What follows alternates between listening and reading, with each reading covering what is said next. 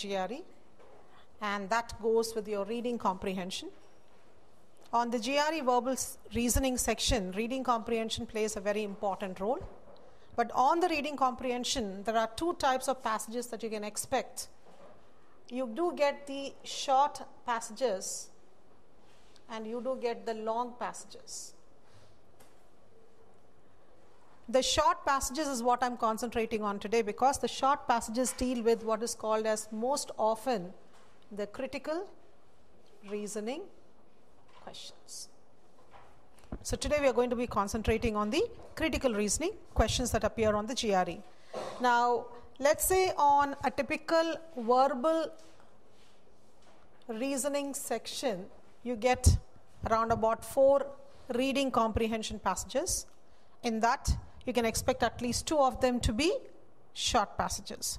These short passages typically have just 1 para, and you might get 1 question most often. Sometimes you might even get 2 questions from them. Now, the critical reasoning questions are based on what is called as critical reading of the passage. So, what kind of questions we are going to get, how are we going to tackle them, and how they are relevant also to your analytical writing is what I'm going to talk to you today. So, what are these critical reasoning questions and what is this critical reading passages? First of all, before we go to critical reasoning and critical reading, let's discuss first and foremost reasoning, and from there we'll talk about what is this critical reasoning. So what do we do when we are reasoning? What is it we do when we reason? Yes? Try to understand. Reasoning is not just understanding. Reasoning is thinking logically. When we have a set of facts before us, we try to analyze it. We try to understand it. We try to solve the information so that we get an answer. So when we use the process of thinking to come to a logical conclusion, that process of thinking that leads to a logical conclusion is called as reasoning. Now that we have with us not just reasoning but critical reasoning. So what is this critical reasoning that is going to help us to do the critical reasoning passages? Critical. Most often we think about the word critical as criticizing. It isn't. Critical reasoning is more connected with what you would find, for example,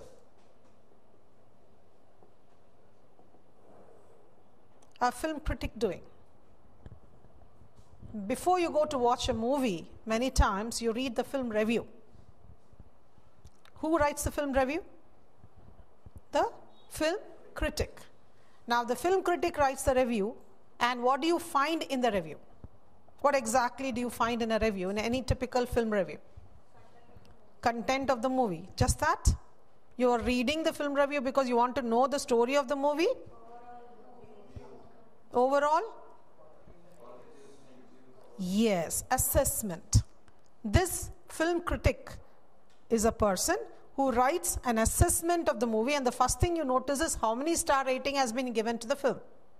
So, in order to write the film review, what the film critic does is he writes a critic, which is nothing but an assessment or evaluation of the contents of the movie using what? Using his knowledge of movie making. When you have knowledge of a subject, you can evaluate it, right? If I place an unknown painting in front of you, none of you have any kind of knowledge about paintings, you will not be able to judge the painting. So this assessment or evaluation, this judgment comes only with knowledge and information. So critical reasoning is this evaluation assessment that we do based on knowledge or information we have. Now this critical reasoning, critical evaluation, this powers of assessment you apply in 2 places on the GRE. One, in the short passages that ask you to critically evaluate the contents of the passage, use your reasoning to find out an answer for it. Second, using the same critical reasoning, you apply this type of evaluative parts in your analytical writing as well. In the analytical writing, in the analysis of an argument, use this critical reasoning in order to assess the contents